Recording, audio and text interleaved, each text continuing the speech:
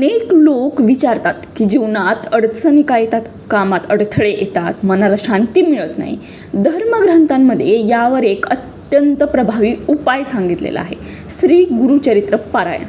असं म्हटलं जातं, जो भक्त श्रद्धेने गुरुचरित्र वाचतो त्याच्या आयुष्यात गुरुकृपा सुरू होते आणि संकट ही हळूहळू दूर होतात. पण अनेकांना हे माहीत नसतं की हे पारायण कसं करायचं, कोणते नियम पाळायचे, किती दिवसांचं करायचं. तर सर्व काही तुम्हाला याच व्हिडिओमध्ये पाहायला मिळेल. संपूर्ण माहिती जाणून घ्या. तर या ग्रंथामध्ये मुख्यतः श्री दत्तात्रेय आणि त्यांचे अवतार नरसिंह सरस्वती यांच्या लीलांचे वर्णन केले आहे.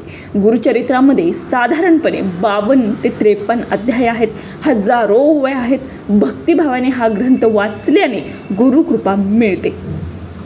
तर गुरुचरित्र पारायण करण्याचे फायदे कोणते आहेत? जीवनातील अडचणी ह्या कमी होतात. भक्तिभावाने गुरुचरित्र वाचल्याने मनाला बळ मिळते आणि संकटांचा सामना करण्याची शक्ती देखील वाढते. दुसरं म्हणजे घरातील नकारात्मक ऊर्जा कमी होते. अनेकांच्या मते पारायणामुळे घरातील वातावरण हे शांत आणि सकारात्मक होते. तिसरं, मनाला शांती मिळते. गुरुचरित्र वाचल्याने मन हे स्थिर होते आणि श्रद्धा वाढते. चौथं, अडलेली कामे ही मार्गी लागतात. भक्तांचा अनुभव असा आहे की पारायण केल्यानंतर अनेक अडथळे हे त्यांचे कमी झालेले आहेत. पाचवा फायदा, गुरुकृपा प्राप्त होते. गुरुचरित्रामुळे तुम्हाला गुरूंची कृपा ही मिळते. आता ह्यासाठी नियम काय पाळायचे? तर सात्विक आहार घ्यायचा आहे. पारायणाच्या काळात मांसाहार आणि मद्यपान हा टाळायचा आहे. राग करू नका. भांडण, वाईट बोलणं शक्यतो टाळा. दररोज वाचन पूर्ण करा. जितके अध्याय ज्या दिवशी ठरलेले आहेत ते त्या दिवशी वाचलेच पाहिजेत. आणि श्रद्धा आणि विश्वास ठेवा. मनापासून श्रद्धा असेल तरच त्याचं फळ मिळतं. तर आता हे पारायणाचं दिवस कोणते आहेत? तर जर तुम्ही 7 दिवसाचं पारायण करत असाल तर पहिल्या दिवशी किती अध्याय वाचायचे? 1 ते 9 वाचायचे. दुसऱ्या दिवशी हे 10 ते 21, तिसऱ्या दिवशी 22 ते 29, त्यानंतर 30 ते 35, त्यानंतर 36 ते 38 व 6व्या दिवशी 39 ते 43 व 7व्या दिवशी 44 ते 53पर्यंत अध्याय तुम्हाला वाचायचे आहेत. 7 दिवसाचं पारायण करत असाल तर. जर तुम्ही एका दिवशी पारायण करत असाल तर त्या दिवशी सर्वच गोष्टी तुम्हाला त्याच दिवशी वाचायच्या आहेत, सर्व अध्याय. आणि जर 3 दिवसाचं करत असाल तर पहिल्या दिवशी 1 ते 17 अध्याय वाचा. गुरुचरित्राची सुरुवात करा. दुसऱ्या दिवशी 18 ते 34 अध्याय वाचा आणि उरलेल्या तिसऱ्या दिवशी हे उरलेले सर्व अध्याय तुम्हाला त्याच दिवशी वाचन करायचे आहेत.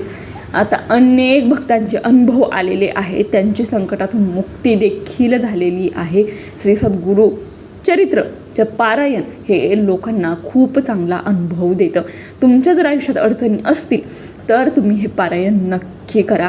मांडणी कशी करायची आहे? तर तुमच्या घरी दत्तांचा फोटो असेल, त्यांची मूर्ती असेल तर तो तिथे पाटावरती व्यवस्थित मांडायचा आहे. फूल, अक्षता वाहून घ्यायच्या आहेत.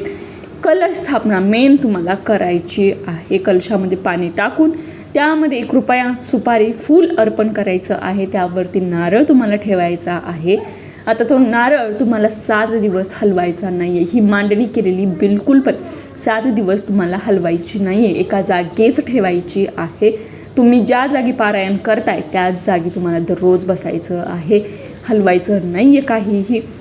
मात्र दररोज पूजा करूनच तुम्हाला पारायणाला बसायचं आहे. नैवेद्य काय दाखवायचं? तर गोडाचा नैवेद्य तुम्ही कोणताही दाखवू शकता. पुरणपोळी करू शकता किंवा साधी पोळी भाजीचाही नैवेद्य तुम्ही दत्तांना दाखवू शकता. शेवटच्या दिवशी तुम्हाला याचं उद्यापन करायचं आहे. जवळच्या मंदिरात जाऊन तुम्ही तेथे थोडेफार दान करू शकता, फळं दान करू शकता, काही लोकांना जेवायला घालू शकता. तसेच प्राण्यांना, खास करून कुत्रे जे असतील तुमच्या आसपास घराच्या, तर त्यांना जरूर खायला घाला. तर अशा पद्धतीने व्यवस्थितपणे तुमचं पारायण पार पाडा. जर हा व्हिडिओ आवडला असेल तर नक्की लाईक करा, कमेंटमध्ये नक्की सांगा कसं वाटलं ते, आणि जास्तीत जास्त लोकांपर्यंत शेअर करा. चॅनलला सबस्क्राईब करायला मात्र विसरू नका. धन्यवाद.